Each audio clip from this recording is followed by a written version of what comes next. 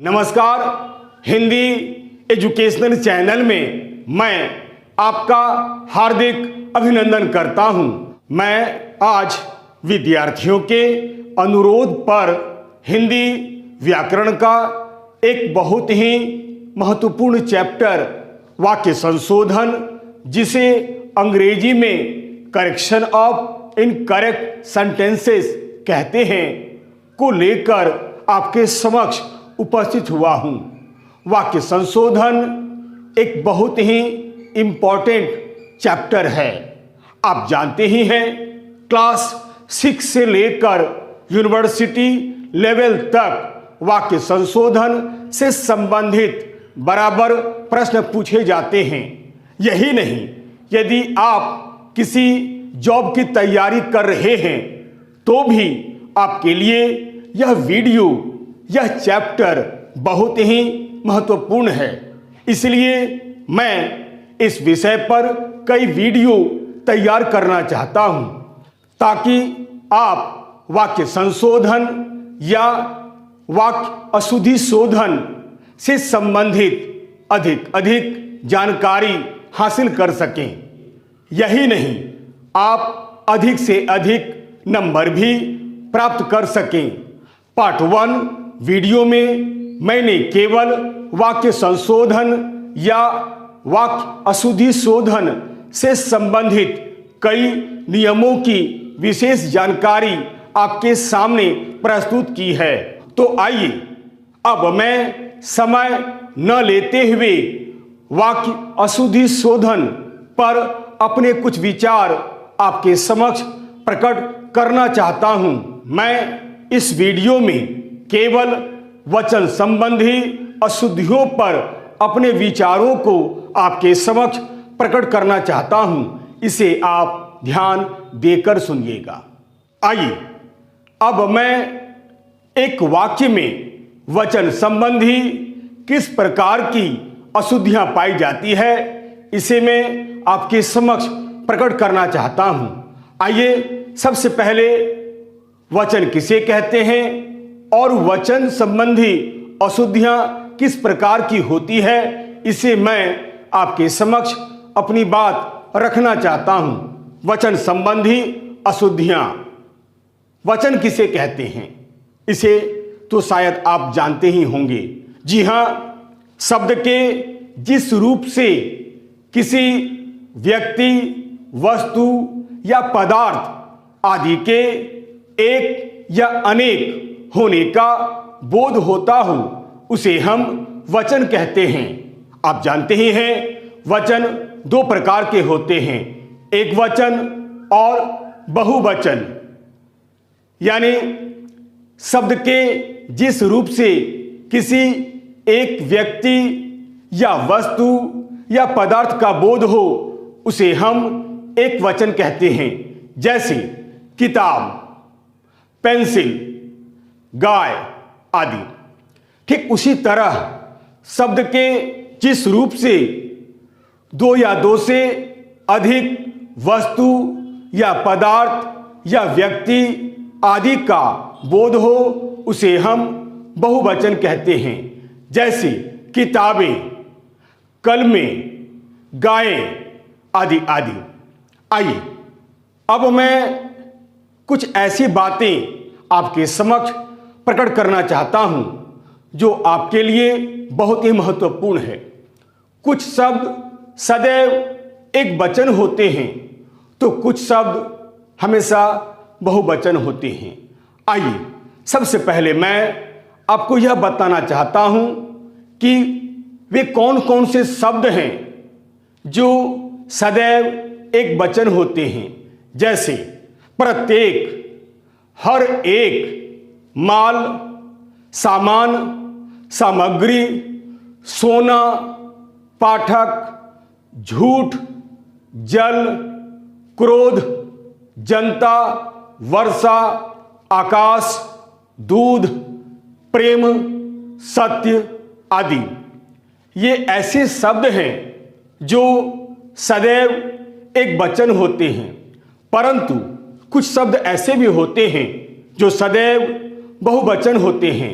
जैसे प्राण, दर्शन, हस्ताक्षर, होश, बाल, आंसू, समाचार, लोग, होठ आदि।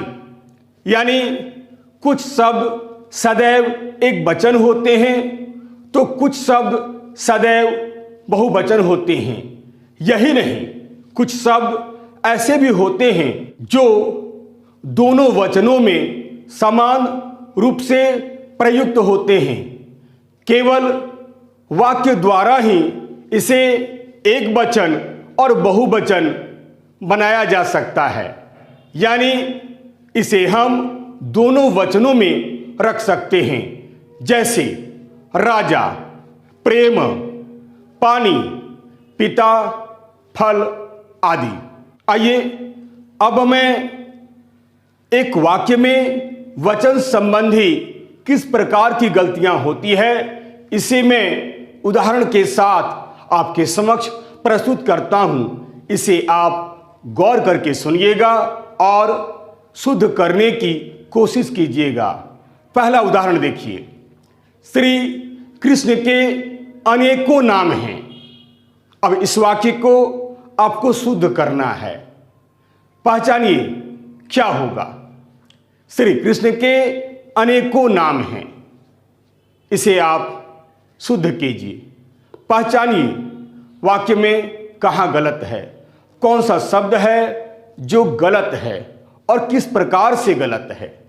जी हां, देखिए इस वाक्य में अनेकों शब्द लिखा हुआ है। श्री कृष्ण के अनेकों नाम हैं। अनेकों नहीं होता है, एक वचन होता है और एक का बहुवचन अनेक होता है। अनेकों कभी नहीं होता है। इसलिए शुद्ध क्या होगा? शुद्ध होगा श्री कृष्ण के अनेक नाम हैं, अनेकों गलत है। एक और उदाहरण देखिए। इस सभा में अनेकों लोग आएंगे। यानी इस उदाहरण को देखकर आप अच्छी तरह समझ गए होंगे कि गलती कहां है। इस वाक्य में अनेकों शब्द का प्रयोग हुआ है। इस सभा में अनेकों लोग आएंगे। अनेकों होता ही नहीं है, एक का बहुवचन अनेक होता है, अनेकों कभी नहीं होता है। इसलिए इसका उत्तर होगा इस सभा में अनेक लोग आएंगे। ऐसे अनेक उदाहरण आपको मिलेंगे जहां आप आसानी से वाक्य को शुद्ध कर सकेंगे। अब अगला उदाहरण देखिए। हमारे सामानों का ख्याल रखिएगा। अक्सर हम लोग इस प्रकार की बातचीत करते हैं। हमारे सामानों का ख्याल रखिएगा। अब पहचानिए कौन सा शब्द है जो गलत है और यदि गलत है तो कहाँ गलत है और किस प्रकार से वह गलत है। मेरे प्रिय विद्यार्थियों, वाक्य संशोधन एक ऐसा टॉपिक है, एक ऐसा चैप्टर है। केवल वाक्यों को शुद्ध कर देना ही पर्याप्त नहीं है, बल्कि हमें यह भी जानने का प्रयास करना चाहिए कि कौन सा शब्द गलत है और यदि गलत है तो वह गलत क्यों है। हमारे सामानों का ख्याल रखिएगा। वाक्य को शुद्ध कीजिए। मैं आपको थोड़ा सा वक्त दे रहा हूं, वाक्य को शुद्ध करने की कोशिश कीजिए। हमारे सामानों का ख्याल रखिएगा। आपको लगेगा वाक्य बिल्कुल सही है, परंतु यह वाक्य गलत है। जी हां, बहुत पहले मैंने बतलाया था, सामान शब्द सदैव एक वचन होता है, सामानों नहीं होता है। तो उत्तर होगा हमारे सामान का ख्याल रखिएगा। सामानों नहीं होता है, सामान हमेशा एक वचन होता है। इसलिए उत्तर होगा हमारे सामान का ख्याल रखिएगा। अगला उदाहरण देखिए। सबों ने एक ही बात कही। सबों ने एक ही बात कही। देखिए कहां गलत है, पहचानिए कौन सा शब्द गलत है, क्यों गलत है। सबों ने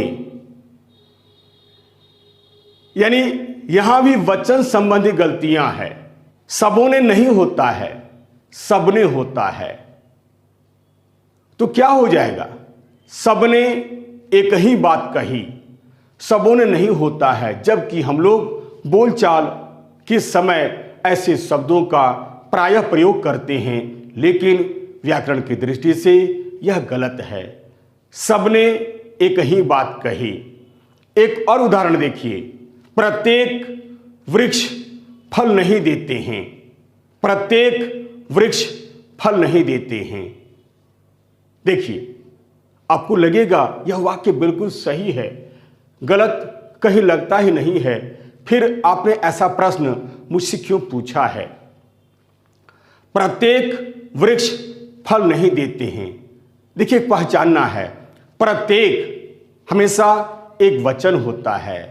प्रत्येक वृक्ष फल नहीं देते हैं, यानी साफ लग रहा है यह वाक्य गलत है, क्योंकि मैंने वाक्य का प्रारंभ प्रत्येक से किया है और हमने अंत में लिखा है देते हैं।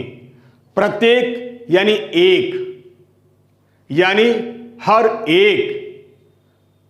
तो उत्तर होगा प्रत्येक वृक्ष फल नहीं देता है।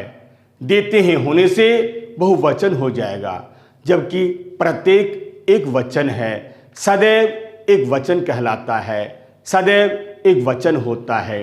तो उत्तर होगा प्रत्येक वृक्ष फल नहीं देता है, या हर एक वृक्ष फल नहीं देता है। एक और उदाहरण देखिए, इस विषय पर एक भी अच्छी पुस्तकें नहीं है। अगला उदाहरण देखिए, इस विषय पर एक भी अच्छी पुस्तकें नहीं है। वाक्य गलत है। कहाँ गलत है? देखिए, समझिए, वाक्य को बार बार पढ़िए और उन शब्दों पर आप गौर फरमाइए जहां गलत आपको लग रहा है। जी हां, एक भी अच्छी पुस्तक, एक भी, यानी यहां पर एक पुस्तक की चर्चा की गई है, यहां पर एक पुस्तक की बात कही गई है। तो पुस्तकें नहीं होगा, पुस्तकें कैसे होगा? प्रश्न पर गौर कीजिए। इस विषय पर एक भी अच्छी पुस्तकें नहीं है, एक भी।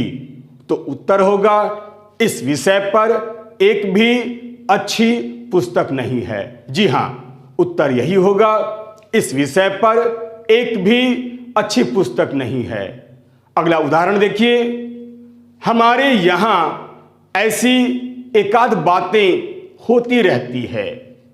जी हां, अक्सर हम ऐसे शब्दों का प्रयोग करते हैं। अक्सर हम बातचीत के दौरान इस तरह के वाक्य हम कहते हैं, हमारे यहाँ ऐसी एकाध बातें होती रहती है। एक आध, एक, तो बातें फिर कैसे हो जाएगा? यानी बातें नहीं होनी चाहिए। तो उत्तर होगा हमारे यहाँ ऐसी एकाध बात होती रहती है। मेरे प्रिय विद्यार्थियों, ऐसी एकाध बातें गलत है, क्योंकि एकाध, एक, आधा, यानी एक। तो उत्तर होगा हमारे यहाँ ऐसी एकाध बात होती रहती है। अगला उदाहरण देखिए, यह प्रत्येक व्यक्तियों का कर्तव्य है। यह प्रत्येक व्यक्तियों का कर्तव्य है, यानी इस वाक्य में कौन सा शब्द गलत है और वचन संबंधी कहाँ गलतियां हैं? मेरे विचार से आपने बहुत ही आसानी से इस वाक्य को पहचान लिया है। जी हां, प्रत्येक यानी हर एक, तो व्यक्तियों कैसे हो जाएगा? व्यक्तियों तो बहुवचन है, जबकि मैंने वाक्य का प्रारंभ जो है प्रत्येक से किया है। प्रत्येक यदि एक वचन है तो यहां पर व्यक्ति होना चाहिए। उत्तर होगा यह प्रत्येक व्यक्ति का कर्तव्य है, व्यक्तियों नहीं होगा। जी हां, प्रत्येक एक वचन है, सदैव एक वचन में रहने वाला शब्द है। तो उत्तर होगा यह प्रत्येक व्यक्ति का कर्तव्य है। अब अगला उदाहरण देखिए, उसका प्राण निकल गया। उसका प्राण निकल गया। वाक्य को शुद्ध कीजिए। आपको लगेगा सर वाक्य तो बिल्कुल सही लग रहा है, कहाँ गलत है? पहचानिए कौन सा शब्द गलत है और किस आधार पर यह गलत है। जी हाँ, मैंने बहुत पहले ही बतलाया था, कुछ शब्द ऐसे होते हैं जो सदैव या तो एक वचन होते हैं या फिर बहुवचन होते हैं। यानी इसमें एक शब्द ऐसा है या तो वह एक वचन है या तो वह बहुवचन है। उसका प्राण निकल गया। जी हाँ, प्राण शब्द हमेशा बहुवचन होता है। प्राण हमेशा बहुवचन होता है। तो उत्तर होगा उसके प्राण निकल गए। उम्मीद करता हूं धीरे धीरे आप वचन संबंधी अशुद्धियों को समझने लगे हैं। अगला उदाहरण देखिए, मैं आपका दर्शन कर लिया। मैं आपका दर्शन कर लिया। पहचानिए कौन सा शब्द है जो गलत है और यदि गलत है तो वह कहाँ गलत है, कैसे पहचानेंगे? मैं आपका दर्शन कर लिया। अक्सर लोग इस प्रकार की बातें करते रहते हैं लेकिन नहीं जानते हैं कि मैंने गलत कह दिया है। दर्शन शब्द हमेशा बहुवचन होता है, इसलिए उत्तर होगा मैंने आपके दर्शन कर लिए। जी हाँ, उत्तर होगा मैंने आपके दर्शन कर लिए। अगला उदाहरण देखिए, मैंने कागज पर हस्ताक्षर कर दिया है। मैंने कागज पर हस्ताक्षर कर दिया है। अब पहचानिए कौन सा शब्द गलत है। जी हाँ, कागज यहां गलत नहीं है, हस्ताक्षर गलत है। हस्ताक्षर हमेशा बहुवचन होता है। तो उत्तर क्या होगा? उत्तर होगा मैंने कागज पर हस्ताक्षर कर दिए हैं। जी हां, यहां भी वचन संबंधी अशुद्धियां थी, इसलिए उत्तर होगा मैंने कागज पर हस्ताक्षर कर दिए हैं। आपको ऐसे शब्दों को बराबर याद रखना चाहिए कि कौन कौन से शब्द हैं जो हमेशा एक वचन होते हैं या कौन कौन से शब्द होते हैं जो हमेशा बहुवचन होते हैं, या फिर वे कौन कौन से शब्द हैं जो या तो एक वचन में होते हैं या फिर बहुवचन में भी प्रयोग में लाए जाते हैं। जी हाँ, अगला उदाहरण देखिए, गुलाब के पौधों पर मैंने कई फूलों को देखा है। देखिए इस वाक्य में कौन सा शब्द है जो गलत है। जी हां, यहां भी वचन संबंधी ही गलतियां हैं। गुलाब के पौधों पर मैंने कई फूलों को देखा है। मेरे हिसाब से इस वाक्य में वचन संबंधी अशुद्धियां हैं। जी हां, उत्तर होगा गुलाब के पौधों पर मैंने कई फूल देखे। गुलाब के पौधों पर मैंने कई फूल देखे। कई बहुवचन है तो फिर फूलों की कोई आवश्यकता नहीं है। उत्तर होगा गुलाब के पौधों पर मैंने कई फूल देखे। अगला उदाहरण देखिए, शेर को देखकर मेरा तो होश उड़ गया। बड़ा ही साधारण सा वाक्य है और अक्सर हम इस प्रकार की बातें करते रहते हैं। पहचानिए कौन सा शब्द है जो गलत है। जी हाँ, मैंने बहुत पहले ही मैंने कहा था कि आप अक्सर ऐसे शब्दों को याद कर लिया करें कि कौन कौन से शब्द होते हैं जो या तो एक वचन होते हैं या फिर बहुवचन होते हैं। जी, इस वाक्य में होश शब्द एक ऐसा शब्द है जो हमेशा बहुवचन होता है।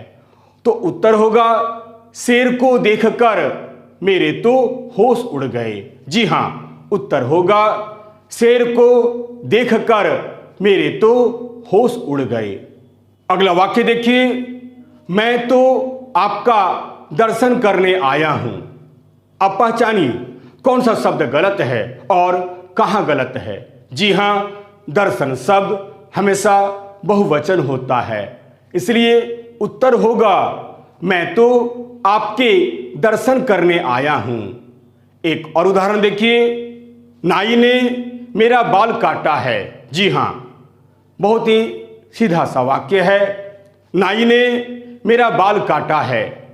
गलत कहाँ है, क्यों गलत है, कौन सा शब्द है जो गलत है।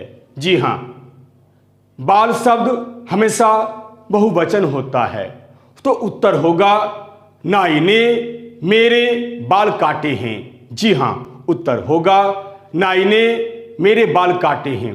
अब मैं इस वीडियो में एक अंतिम उदाहरण देना चाहता हूं, ध्यान देकर सुनिएगा।